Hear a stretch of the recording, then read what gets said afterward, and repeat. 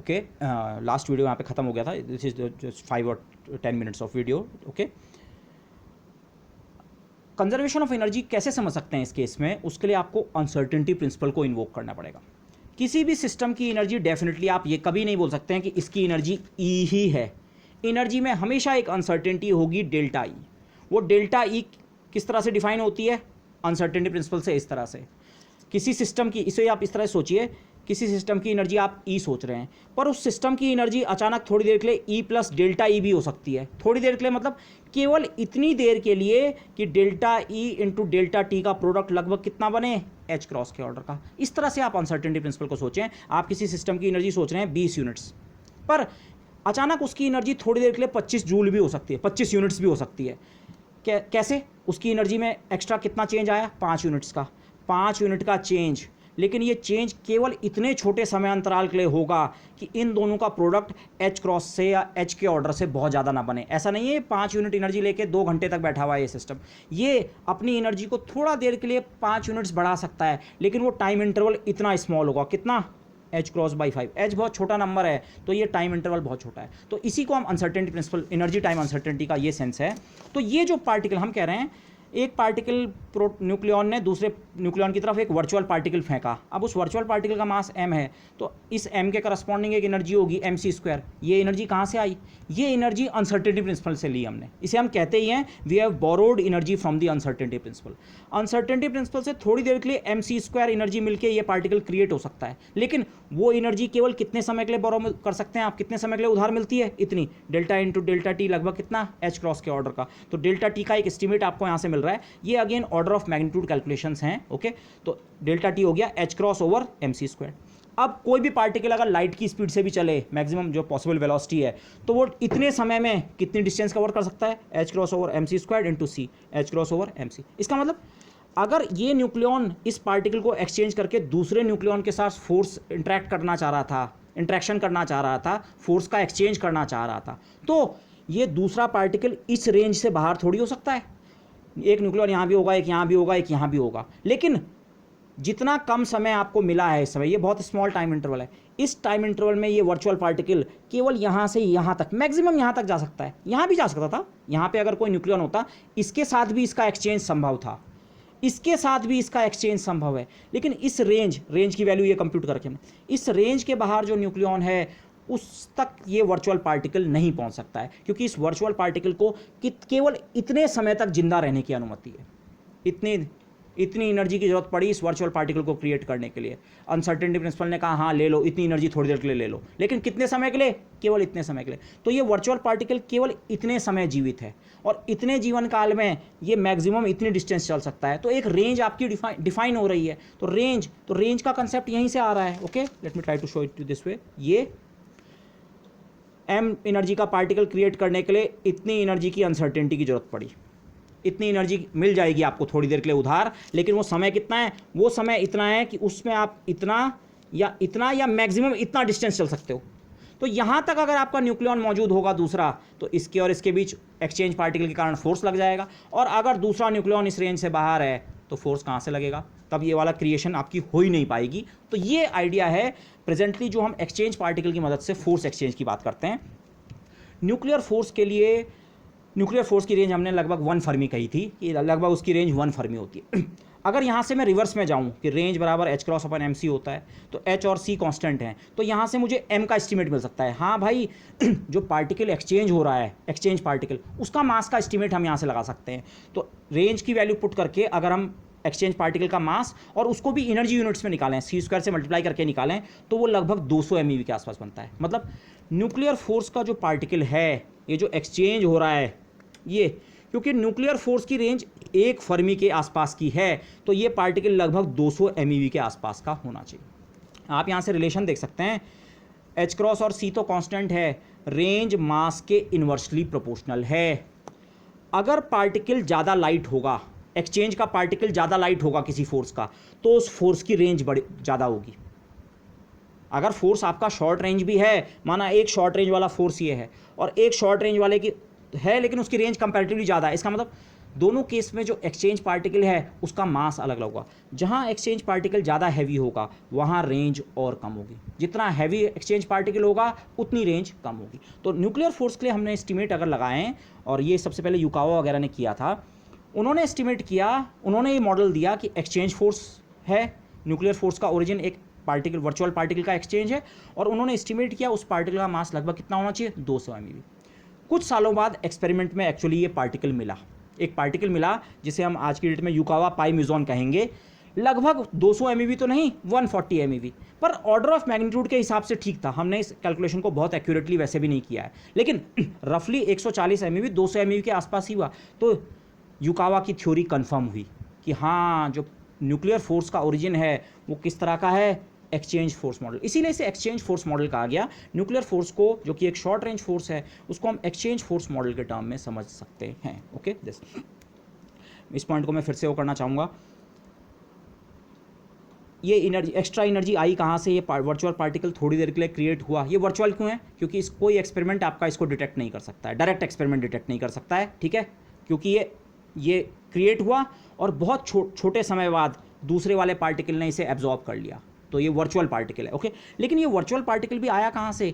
आपको एनर्जी जो मिली आपने उधार ली from the uncertainty principle. Uncertainty principle थोड़ी देर के लिए एनर्जी उधार देता है, लेकिन वो समय अंतराल क्या होना चाहिए, वेरी वेरी स्मॉल। ओके, ये फीचर एक्चुअली एक और फिजिकल फिनोमेना में आता है जिसे हम कहते हैं टनलिंग। टनलिंग हम एक्चुअली थोड़ा सी अल्फा डीके में यूज़ करेंगे, इसलिए मैं इसे थोड़ा सी डिस्क्राइब करना चाहूँगा, अदरवाइज ये क्वांटम मैकेनिक्स में आता है वैसे, लेकिन आइडिया ये है, माना ये कोई बैरियर है, आप इसे एक्चुअल बैरियर सोचिए, कोई पहाड़ है जिसकी हाइट h है।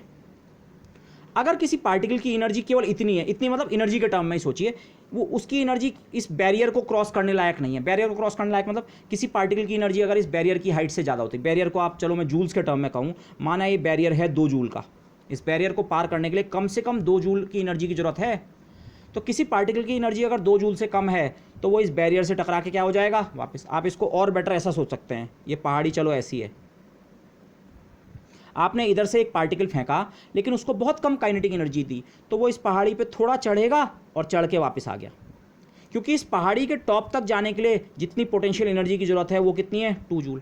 आपने पार्टिकल को इनिशियली काइनेटिक एनर्जी दी, पर उसकी काइनेटिक एनर्जी माना केवल 1 जूल है, तो जैसे जैसे वो पहाड़ चढ़ेगा उसकी काइनेटिक एनर्जी कम होगी, पोटेंशियल एनर्जी बढ़ेगी। फाइनली इस पॉइंट पे आके अब वो इससे आगे नहीं जा पा रहा है। क्यों नहीं जा पा रहा है? यहाँ पे आके उसकी काइनेटिक एनर्जी खत्म हो गई, 0। सारी काइनेटिक एनर्जी पोटेंशियल एनर्जी में बदल गई, लेकिन अभी भी पोटेंशियल एनर्जी केवल कितनी बनी, 1 जूल। और टॉप पे होने के लिए पोटेंशियल एनर्जी कितनी होनी चाहिए, 2 जूल। मतलब वो टॉप पे नहीं पहुंचा, और काइनेटिक एनर्जी नेगेटिव नहीं हो सकती है, तो मतलब इसको यहाँ से वापस लौटना पड़ेगा। उसी फीचर को हम यहाँ ऐसे दिखाते हैं, ये बैरियर है, बैरियर से कम एनर्जी लेके पार्टिकल चला तो वो बैरियर पार नहीं कर पाएगा, रिफ्लेक्ट बैक होके आ जाएगा वापस। इसी के बजाय इसी बॉल को अगर आप बहुत ज़्यादा वेलोसिटी से फेंकते, माना इसकी एनर्जी 10 जूल रखते, तो क्या होता, ये पहाड़ चढ़ता, काइनेटिक एनर्जी धीरे धीरे कम होती, पोटेंशियल एनर्जी बढ़ती, 10 से 9 हो गई, पोटेंशियल 1, 8 2, इस पॉइंट पे आके पोटेंशियल एनर्जी 2 जूल और काइनेटिक एनर्जी केवल 8 जूल रह जाती, टोटल एनर्जी 10।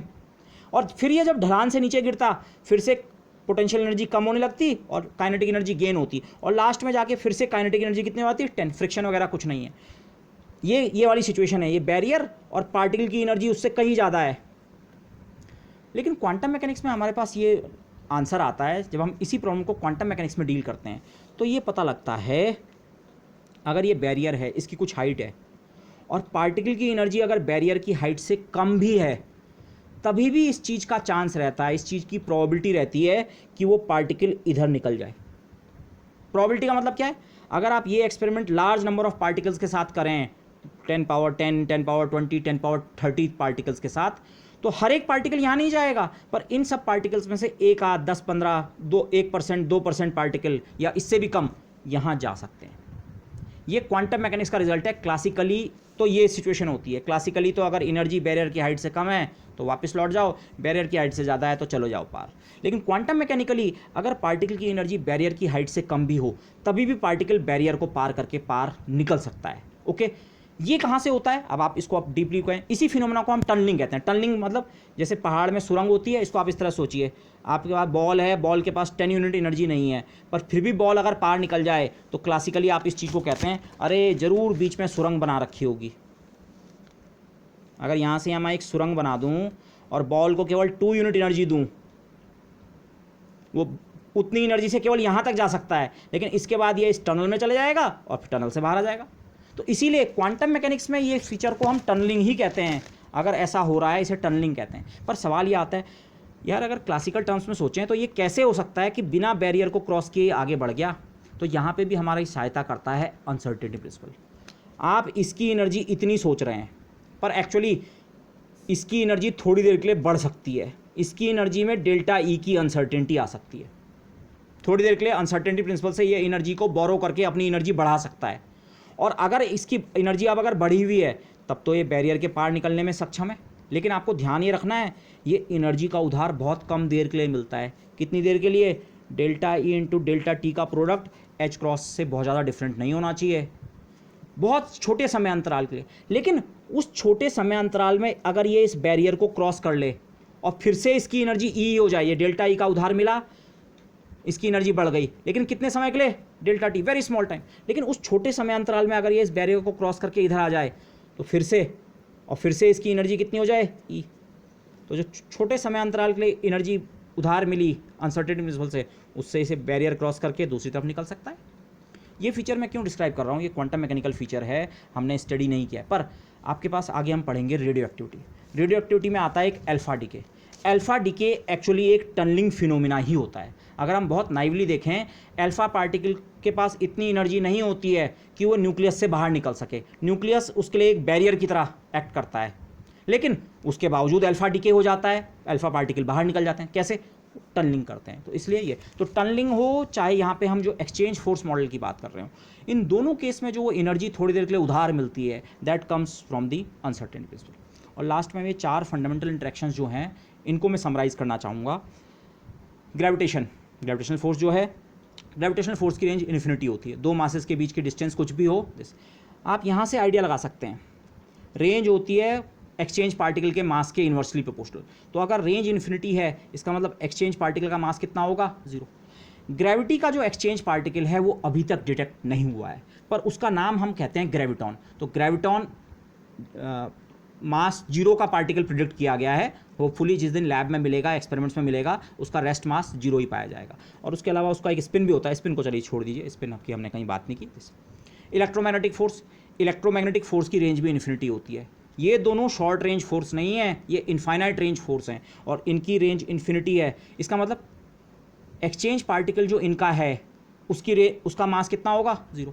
इलेक्ट्रोमैग्नेटिज्म का जो एक्सचेंज पार्टिकल है, इलेक्ट्रोमैग्नेटिक फोर्स के लिए जो जिस पार्टिकल का एक्सचेंज होता है वो है फोटोन। जिसे आप फोटोन कहते हैं, वो एक्चुअली इलेक्ट्रोमैग्नेटिज्म का मैसेंजर या गेज बोजॉन पार्टिकल है। ओके, इलेक्ट्रोमैग्नेटिज्म उसका स्पिन 1 होता है, but that is not important. इन दोनों की रेंज इन्फिनिटी। इनका जो एक्सचेंज पार्टिकल है, एक केस में ग्रेविटॉन, एक केस में फोटोन, दोनों क्या हैं? मासलेस। इसके बजाय स्ट्रॉन्ग न्यूक्लियर फोर्स, जिसको मैं न्यूक्लियर फोर्स इस डिस्कशन में कह रहा हूँ, वो एक्चुअली स्ट्रॉन्ग न्यूक्लियर फोर्स है। स्ट्रॉन्ग न्यूक्लियर फोर्स की होती है फाइनाइट रेंज, लगभग 1 फर्मी के ऑर्डर की।